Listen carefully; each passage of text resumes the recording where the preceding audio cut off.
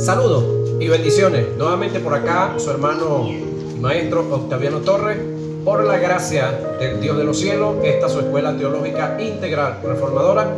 Estamos con la materia correspondiente para la fecha de hoy. Vamos a la clase número 4 de lo que es mayordomía integral para establecer el reino. ¿Sí? Muchos de nosotros nos gusta un texto por allá en la escritura que dice que Dios ha hecho de nosotros reyes y sacerdotes. El detalle está, ¿dónde tú que dices que eres rey estás reinando? Ahí es la gran pregunta, es decir, ¿dónde tú estás reinando? ¿O dónde quieres ir a reinar? Si no comienzas en tu vida, no vas a reinar nunca en nadie, porque tienes que comenzar con tu vida. Luego de estar reinando en tu vida, en tu alma, en tu ser, en tus ojos, en tus manos, tienes moral para ir a reinar en otros e implantar el reino de Dios en otros. Y en sí, no eres tú el que va a reinar, es Dios por su palabra, es el Espíritu Santo al cual tú le vas a dar el espacio para que reine en tu vida y vas a instruir a otros para que dejen que el Espíritu Santo reine en tu vida. En el caso de nosotros, pues, solamente somos instrumentos para que Él reine. Continuamos entonces en el desarrollo del tema. Vamos, el apóstol cuando trata de la redención del tiempo, se refiere a la forma de conducirse en la vida aprovechando al máximo cada oportunidad que Dios nos presenta en su propósito y que de paso son oportunidades que nunca volverán. El necio no entiende ni capta los tiempos de Dios y por esa causa no se conduce en sabiduría, perdiendo así todas las oportunidades que Dios le presenta en la vida para desarrollar en él su propósito, cuyo propósito lo conducirá y a grandes escalas, prosperándolo grandemente. Redimir el tiempo tiene que ver con dar pasos concretos, siendo prudente en la vida, dedicando todo nuestro ser a Dios, evitando así que la vida se desmorone. Redimir el tiempo es entender que se vive una sola vez en la vida, que nuestra vida es como una moneda, solo podemos comprar una sola vez con ella.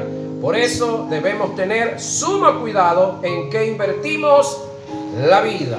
Redimir el tiempo es entender que en la vida hay caminos que no tienen regreso, que lo que transitamos queda en el pasado y con el pasado nada podemos hacer, que debemos ocuparnos del presente en beneficio del reino, construyendo para el reino. Es decir, esta es la parte de la mentalidad que nosotros los hijos de Dios debemos de tener, que nuestras acciones deben ser para construir el reino, ¿sí? Construyendo el reino, estamos construyendo para nosotros en el reino, porque tiene que ver que nosotros somos entes, somos súbditos del reino de Dios acá en la tierra. Y cuando nosotros trabajemos y construyamos para el reino, por lógica, estamos construyendo para nosotros.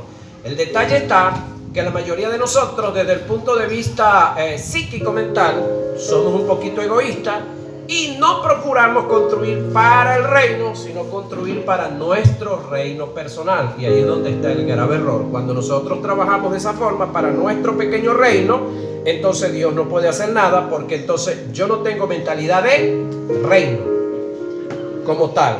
Nota, en Dios hay caminos que no tienen regreso. Redimir el tiempo es entender que las causalidades que vienen de Dios son grandes oportunidades que tenemos para la implantación del reino y que dicha implantación repercuta a nuestro beneficio. Nota, el sueño del billetero. ¿Saben la ironía del sueño del billetero? el hombre que está vendiendo el billete de lotería y le anuncia y le dice a todos los demás que le compren el billete que él tiene en la mano, que ese es el que va a salir, que de ahí es donde está el premio gordo, el premio grande. Ahora, la ironía del billetero es: ¿por qué no lo compra él? Y deja de ser el vendedor de billetes. Se alza con la fortuna, se alza con el premio y ya, más nunca estará vendiendo billetes. El detalle es que él está vendiendo el premio que va a ser rico a otros, pero no lo compra para sí mismo. La ironía, ¿no? Redimir el tiempo es entender que no debemos invertir el tiempo en lo que no beneficia, en lo que es vano y vacío. Es decir, ¿se iría usted a trabajar a una empresa, a un sitio, a un lugar donde usted sabe que no le van a pagar, donde usted no va a ser beneficiado en nada? ¿Se comería usted un alimento, una comida, una fruta que usted sabe que no lo va a nutrir, lo que va a perder el tiempo? Pregunto, ¿lo haría? ¿Se metería usted a construir una casa donde usted nunca le van a pagar y nunca va a vivir? Ok. Si no lo hacemos en el área natural, ¿por qué en lo espiritual caer en esos errores? Es decir, hay una cantidad de rituales y hay una cantidad de acciones que en las que nosotros nos movemos que no dejan beneficio para nada. Entonces ahí usted y yo tenemos que comenzar a ser entendidos. Es decir, orar con el entendimiento, cantar con el entendimiento, leer las escrituras y vivir la vida con el entendimiento. Redimir el tiempo es entender que la vida es como un gran terreno que se te dio para cultivarlo y sembrarlo, pero tú decides lo que siembras. De una cosa debes estar seguro: lo que siembras lo vas a recibir. Redimir el tiempo es entender que la vida es como un papel en blanco que se te dio con un apuntador.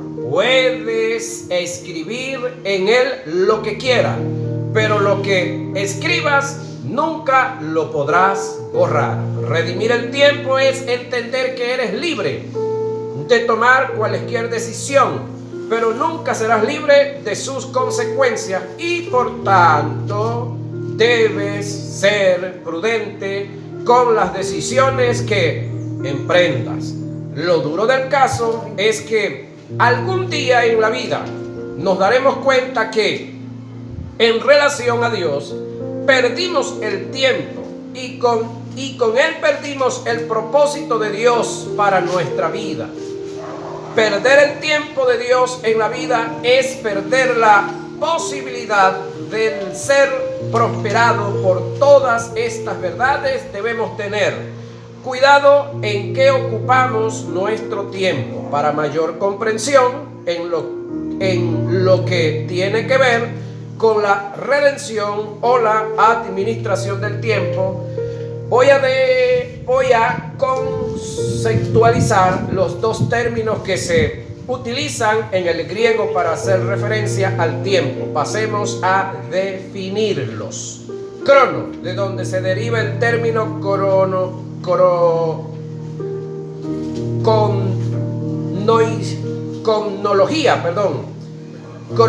cronómetro, y es el término que se utiliza para hacer referencia al tiempo de los hombres, que se define en segundos, minutos, horas, días, semanas, meses, años, decenios, quinquenios, milenios o siglos. Cairo es el otro tiempo. Es un momento oportuno, específico y determinante, ajustado a la voluntad y el propósito de Dios. El Cairo es el tiempo de Dios, donde el tiempo de los hombres es el tiempo de Dios. El Cairo es el tiempo de Dios dentro del tiempo de los hombres.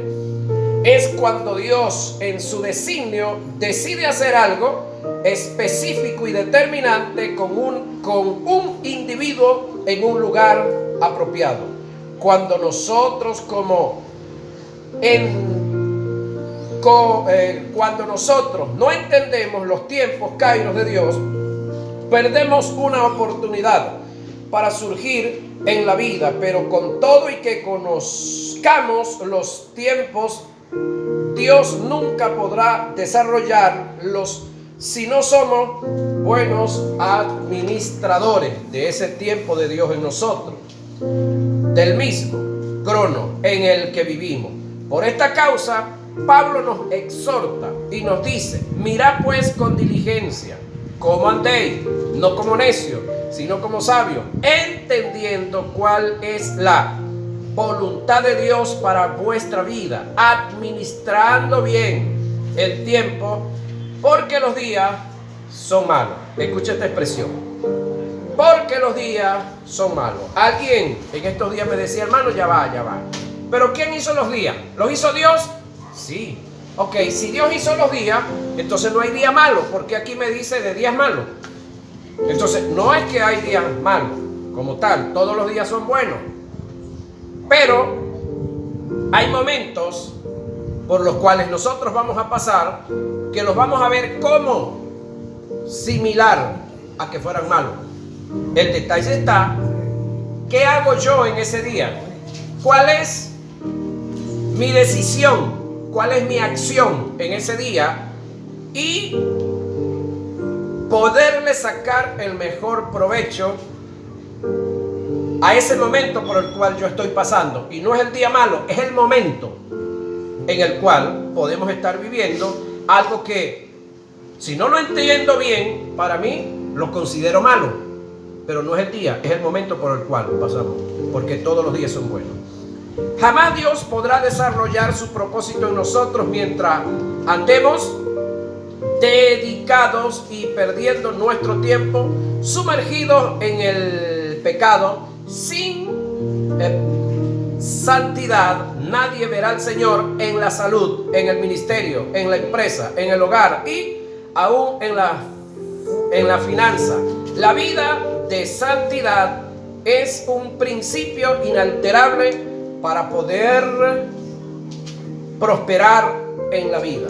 Es decir, para nosotros como seres humanos normales, cuando un familiar fallece, ese para nosotros es un día malo, ¿verdad? Sí, para los familiares del individuo. Pero para el que vende las urnas, ¿es día malo ese?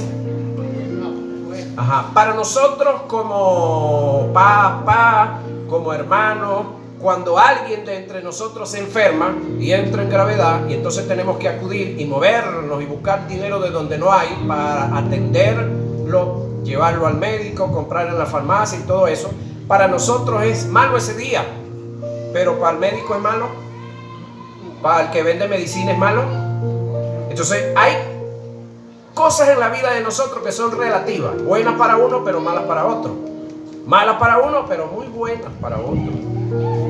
¿Sí? Lo tercero que un ser debe administrar con éxito es su propio hogar. Vamos a ver. El ser ignorante de lo que es la unión conyugal como creación e institución de Dios es un elemento de cooperación que las circunstancias y el diablo tienen para destruir dicha institución. Conocer lo serio que es un matrimonio que nace de la unión conyugal y la desgracia que arrastra la ruptura de él, tanto en lo físico como en lo espiritual, es un elemento de conservación que nos lleva a gastar todos los esfuerzos o a agotar todos los esfuerzos con el fin de mantener dicha relación. La unión conyugal que deriva el matrimonio es tan serio que está considerado como un pacto hasta el punto que Jesús dijo que lo que Dios unió, el hombre en su capricho no lo puede o no lo debe separar. El detalle está que aquí entonces hay que hacer un análisis concienzudo. Es decir, muchos matrimonios que se han constituido no se han constituido por Dios. No se constituyeron porque se estaba enamorado. No se constituyeron en un mutuo acuerdo. No se establecieron porque fueron dirigidos por Dios. Es decir, hay una cantidad de factores en los cuales muchos terminaron casándose porque durante el noviazgo pues se unieron sexualmente y había una sospecha o una realidad de un embarazo. Otros por intereses económicos, es decir, la muchacha tenía buena plata, o la familia de la muchacha tenía buena plata, o la familia del muchacho tenía buena plata, y así sucesivamente. Hay diferentes causas por las cuales la gente se une, por las cuales la gente se casa, y no todos lo han hecho por causa de que es Dios. No ha habido una dirección de Dios en lo tal. Entonces, aunque es un principio divino, el matrimonio no se inició divinamente. Entonces, hay un dicho en la Biblia universal que lo que comienza mal, termina mal. Entonces, muchas uniones, muchos matrimonios comenzaron mal. No todos terminan bien. Otro de los detalles, que es algo que hay que analizarlo, es cuando los padres de alguno de los cónyuges no estaban de acuerdo con esa unión, no estaban de acuerdo con ese acercamiento, con ese matrimonio. En su mayoría, no perduran esos matrimonios. ¿Por qué? Bueno, ahí creo que se está violando un principio que dice: honra a tu padre y a tu madre para que te vaya bien. ¿Sí? Entonces, algo que se inició en contra de papá y de mamá no puede, por lo que Dios ha establecido, aunque es el propósito de Dios, no puede terminar bien. Otro ya es por caprichos de uno o del otro, por falta de perdón, por falta de responsabilidad, porque algunos de los padres, de los cónyuges, hemos cometido el grave error de que hemos decidido apegarnos más. Escúcheme esto, hombres y mujeres que me ven. Hemos decidido apegarnos más e invertir más tiempo y más dinero en los hijos que en la esposa que nos dio los hijos. O la mujer invierte más dinero, más tiempo y más respeto en los hijos que en el esposo que le dio los hijos. Ahora, pregunto yo, ¿esos hijos vinieron solos o vinieron por causa del hombre con el que se unieron? Es decir, antes de venir esos hijos, aunque este no es el tema, pero da un poquito para tal, antes de venir esos hijos, ¿a quién tú le dedicabas completamente tu amor, tu cariño y tu respeto? ¿No era esa mujer? ¿No era esa esposa?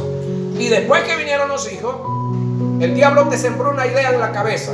¿Cuál es la idea? Bueno, esa mujer no tiene mi sangre, esa mujer no es familia mía, los que son familia mía son los hijos. Eso es un grave error, porque esos hijos los tienes porque esa mujer te los dio. O esos hijos los tiene mujer porque ese hombre te los dio. Es decir, Dios usó ese instrumento. Ahora, lo normal y lo natural de la vida, esos muchachos van a crecer, se van a enamorar y se van. Eso es lo normal, lo natural de la vida. ¿Con quién se va a quedar esa madre? ¿O con quién se va a quedar ese padre? Solito. Porque cuando los muchachos se enamoran, gran parte de su fuerza, de su cariño y de toda su inversión van para esa esposa y para los hijos que vienen. Entonces, eso no lo piensan muchos y muchas, y por esa razón tenemos el montón de hombres solos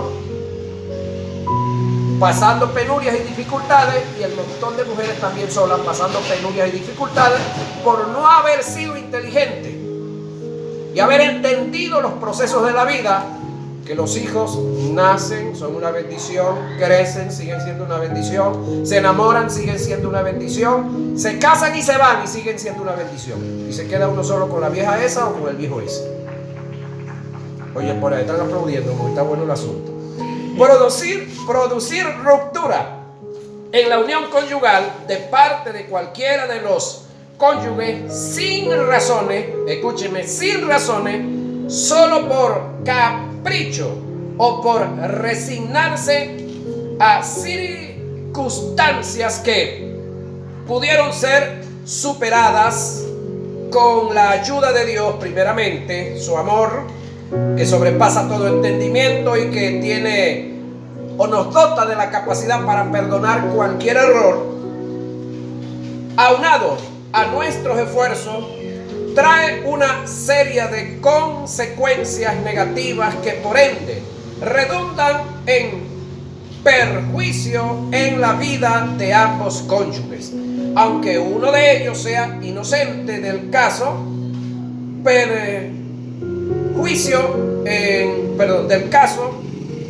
prejuicios que atentan en contra de los principios éticos y morales, en contra del área financiera, en algunos casos en contra de la crianza de los hijos, en su mayoría en la etapa de la niñez, criándose como huérfanos o bastardos, sin afecto, sin amor, inseguros de la ausencia de la figura materna o paterna en sus adolescencias, trayendo trastornos psicológicos, desajustándolos en algunos casos en lo sentimental, social y moral, conduciéndolo a un mundo de mentiras y de engaño, ruptura que en su defecto, para mayor gravedad, afecta nuestra comunión con Dios y como el creador de dicha institución. Es tanto así que hubo un tiempo acá en la República Bolivariana de Venezuela donde por irresponsabilidad de los hombres, las mujeres iban y presentaban el niño solas, y ese muchacho tenía un solo apellido. Eso trajo como consecuencia que en las escuelas y en los liceos le decían a ese muchacho que no tenía papá, ¿sí? Porque tenía un solo apellido. Entonces el mundo, fíjate esto, el mundo, para tratar de arreglar un poquitico eso y impedir que se dieran esos desfases, esos desmanes en la vida de los que sí tenían papá y mamá y se burlaban de los demás, entonces le aplicaron la siguiente: que el muchacho tenía que llevar los dos apellidos de la madre. Es decir, si la madre era Ramona Pérez Suárez, el muchacho tenía que tener Pérez Suárez, porque el papá que lo hizo no tuvo el valor, la responsabilidad, por lo mínimo, de darle, aunque fuera el apellido, para que tuviera el apellido. Y en la escuela no se burlaran y se mofaran de él y le dijeran que él no tenía papá, porque tenía un solo apellido. Ahora, la unión conyugal fue instituida por Dios cuando creó al hombre y a la mujer. Jesús lo elevó a la dignidad de sacramento, un sacramento que da a los cónyuges una gracia especial para ser fieles uno al otro y satisfacerse en la vida conyugal y familiar, ya que esta es una auténtica vocación sobrenatural. El matrimonio que nace de la unión conyugal se establece con el consentimiento libre de cada uno de los dos contrayentes. El matrimonio, por su naturaleza, está ordenado a la generación y a la educación de los hijos, al amor, y ayuda entre los esposos y a su satisfacción personal. Es algo que engloba, que encierra varias aristas de la vida. Es decir, comienza con la satisfacción del uno con el otro, pero después, cuando vienen los hijos, entonces, aparte de que se sigue trabajando en la satisfacción del uno con el otro, entonces viene la satisfacción de esos muchachos que también vienen, que traen derechos en ellos, los cuales son irrenunciables. Hay principios que se deben cumplir relacionados al matrimonio como resultado de la unión conyugal para mantener el deseo de Dios, que es la fusión y la buena relación, y cumplir el mandamiento tácito y ético que está registrado en las escrituras, que dicen hasta que la muerte los separe. Ahora, cuando yo y usted, como hombre, y las mujeres que me oyen y me ven, asumimos esto con esta mentalidad y asumimos este principio establecido por Dios y caminamos en él, pregunto yo, ¿qué estamos haciendo? Implantando el reino de Dios sobre la tierra. Porque el fruto del matrimonio, ¿cuál es? La multiplicación de los hijos. Y eso es mandato.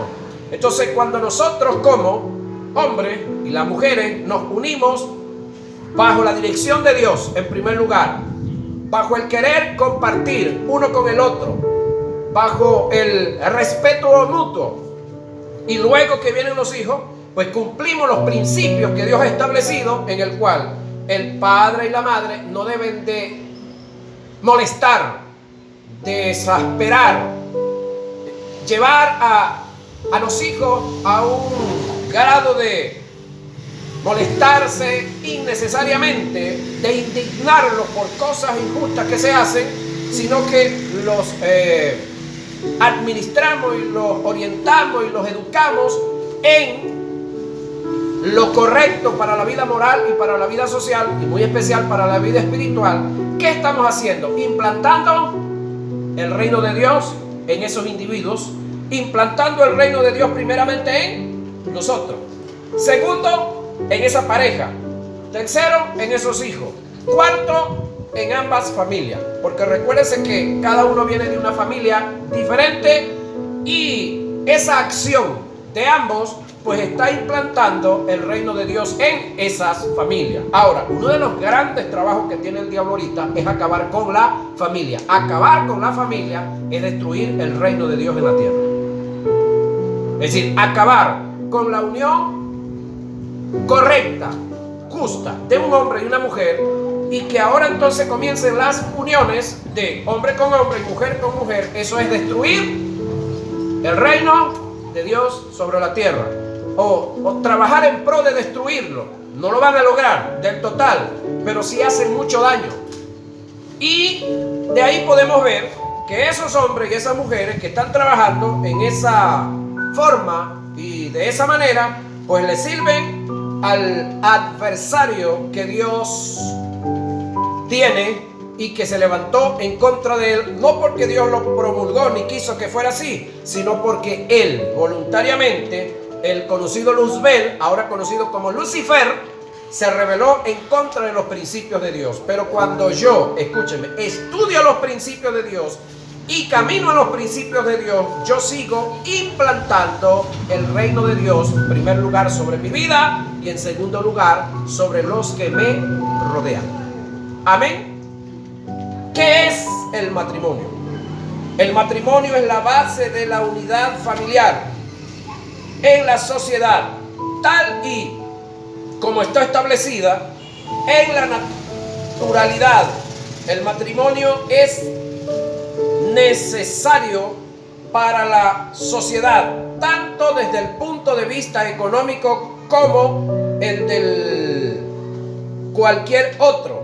La sociedad se desintegraría si su piedra angular, que es la familia, que tiene su origen en el matrimonio, perdiera sus valores como tal. Podríamos decir con bastante seguridad que aquel que destruye o atenta en contra del matrimonio destruye la civilización. Es más, hay ensayos mentales que se están haciendo. Si agarráramos 10 hombres y 10 mujeres y los colocáramos en una isla y vamos al cabo de 50 años, ¿qué usted cree que va a conseguir en esa isla? Cadáveres, huesos solamente. Pero si agarramos igual 10 hombres y 10 mujeres y los ponemos en otra isla y los dejamos ahí, al igual que a los primeros se le colocó todo tipo de herramientas, se le brinda todo tipo de enseres para su trabajo, ¿qué vamos a conseguir en esa isla después de 50 años? un pueblo formado. Entonces, la lógica nos dice que los que están trabajando en pro y a favor de las banderitas multicolores, vamos a decirlo de esta forma para que YouTube no nos castigue, los que están trabajando y empujando a esta asociación de las banderitas de colores, sabemos a quién le están trabajando. ¿Sí? No están trabajando por el bienestar de la humanidad, están trabajando por su bienestar propio, egoísta, personal, y sin darse cuenta están atentando en contra de lo establecido por Dios. Desde el punto de vista del derecho y los principios bíblicos, el matrimonio constituye una unión de dos personas que tienen por finalidad construir la familia o continuar en la construcción de la familia. El matrimonio es una alianza por la que el hombre y la mujer constituyen una unión para toda la vida, creada para el bien de los cónyuges y el mejor cuidado y formación de los hijos es el matrimonio. Ahora, reitero, hay matrimonios que los hicimos a tu carrera porque parece que la chica estaba embarazada antes que nos casáramos y entonces salimos corriendo. Parece que no se usaron los métodos anticonceptivos y entonces hubo un matrimonio a toda carrera fuera del propósito de Dios. Ahora, algunos de ellos perduran, terminan bien, pero hay muchos que se destruyen. Y no es que se destruyen porque meramente atentamos en contra del matrimonio. No, es que lo que comienza mal, señoras y señores, termina mal. Por eso es que entiendo al maestro José Briceño cuando él expresa y dice que hay ciertas cosas en la vida que son bastante serias. Uno, comprar o vender una propiedad. Hay que buscar la dirección de Dios. Cruzar una frontera. Hay que buscar la dirección de Dios. Casarse no es cualquier cosa tampoco. También hay que buscar la dirección de Dios. Porque el propósito de Dios con el matrimonio es hasta que la muerte nos separe. Ahora pregunto yo, ¿el propósito de los que decidieron casarse sería cuál? ¿Acostarse con esa hermosa hembra? ¿La hembra acostarse con ese guapo varón? ¿El varón estaba pensando en los reales que tenía el suegro o en la herencia que la muchacha, la señora tenía? ¿O viceversa? Ella pensando en los reales del hombre, en el carro del hombre. Ahí es donde está el detalle. ¿Qué los llevó a esa unión? ¿Qué los llevó? Ahora, ese comienzo tiene además las connotaciones de una alianza de amor entre los esposos y entre estos y Dios. El matrimonio es un vínculo fundado en el amor que exige cuidarlo, cultivarlo, defenderlo día a día con el esfuerzo de ambos cónyuges. Ahora entiendo que cuando un hombre trata de interponerse en un matrimonio, es decir, enamorando a esa mujer, no es un buen hombre. Mujer que me oyes y me ves, cualquier hombre que sepa que tú estás casada y trata de entremeterse en ese matrimonio no es un buen hombre. Al igual que hombre que me oyes y me ves, mujer que sabe que tú estás casado y se te regala, se te ofrece, te brinda todas las oportunidades para estar con ella, tampoco es una buena mujer. Porque ese matrimonio que tú tienes, hay un principio, es hasta que la muerte lo separe. No hasta que la vecina lo separe, no hasta que la jefa del trabajo lo separe, no hasta que el amante lo separe, es hasta que la muerte lo separe. Tú lo sabes, ese individuo que se te está metiendo o ese individuo que está metiéndose debe saberlo también. Ahora, hay algunas personas que están parados legítimamente, es decir, en Cristo Jesús están parados legítimamente, pero están trabajando ilegítimamente, es decir, están trabajando para destruir, no para construir, para arruinar, para dañar el propósito de Dios en la vida de otros y en la vida de ellos mismos. Entonces es ahí donde tenemos gente que están en la verdad, pero están trabajando erróneamente y están prestándole sus fuerzas, su habilidad, su capacidad, su dinero, su vehículo, sus propiedades, se las están prestando al diablo para destruir la obra de Dios, aunque ellos son hijos de Dios. ¿Por qué eso? ¿Por qué esa irresponsabilidad? Es que tú piensas que como hijo de Dios que eres perdonado, salvado y limpiado, no tienes que darle cuentas a Dios por todo lo que tú hagas también. Estamos claros que los pecados Dios los perdona, todos, sí, pero hay errores que en el día del juicio a muchos le van a costar lágrimas. Abusos, errores que se cometieron. No estoy hablando de pérdida de la salvación, estoy hablando de pérdida de galardones. Por no ubicarnos en el propósito de Dios, por no trabajar concreta y completamente, por no prestar nuestra fuerza, nuestra inteligencia, nuestras propiedades, nuestro vehículo, nuestras capacidades para construir el reino, sino para destruirlo. El matrimonio es el sacramento que santifica la unión indisoluble entre un hombre y una mujer y les concede la gracia para cumplir fielmente sus deberes de esposo y de padre.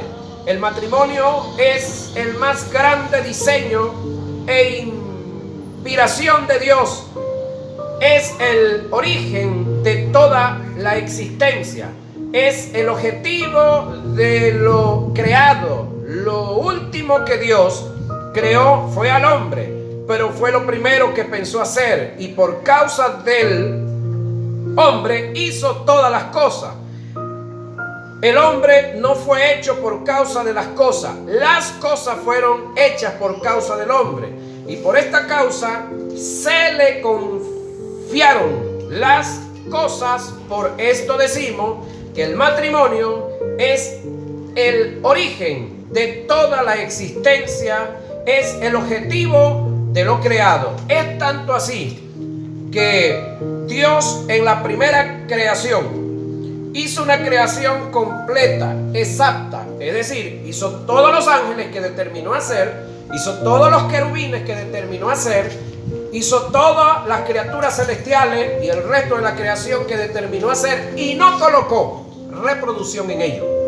Sin embargo, en la segunda creación, en este caso la creación cosmológica de nosotros los seres humanos, hizo a dos nada más y le entregó la responsabilidad de llenar toda la tierra. Eso es único en la creación de lo que Dios había hecho. Ninguna otra creación de la que nosotros conocemos, Dios le ha dado esa oportunidad de traer vida, de multiplicarse, de trabajar, de labrar, de cuidar. Eso no se lo dio a los ángeles, a los arcángeles, a los querubines, a los serafines. Se lo dio a la raza humana. Y al hombre le hizo una mujer llamada Eva, y a la mujer le hizo un hombre llamado Adán. Es decir, uno para una y una para uno. A que los hombres se han torcido, que los hombres se han desorientado, que los hombres irresponsablemente han hecho las cosas como no es, cuentas le tendremos que dar a Dios todos los que hemos torcido el propósito de Dios, y en vez de trabajar para implantar el propósito de Dios, en vez de trabajar para continuar haciendo lo que Dios inició y demandó que siguiéramos haciendo, hemos hecho todo lo contrario. En la prognosis, en el eterno conocimiento de Dios, el matrimonio es un símil de Cristo en la iglesia. Mira esta grandeza que viene por acá. Es la representación y declaración en un Génesis, comienzo de lo que se establecía, en un final según lo que revela Apocalipsis. Gocémonos y alegrémonos y démosle gloria, porque han llegado las bodas del Cordero, y a su esposa se ha preparado, y a ella se le ha concedido que se vista de lino fino, limpio y resplandeciente, porque el lino fino es las acciones justas de los santos. Apocalipsis 19, 7 y 8. Por esta causa debemos entender que atentar en contra del matrimonio por cualquier circunstancia es atentar en contra del diseño y la inspiración.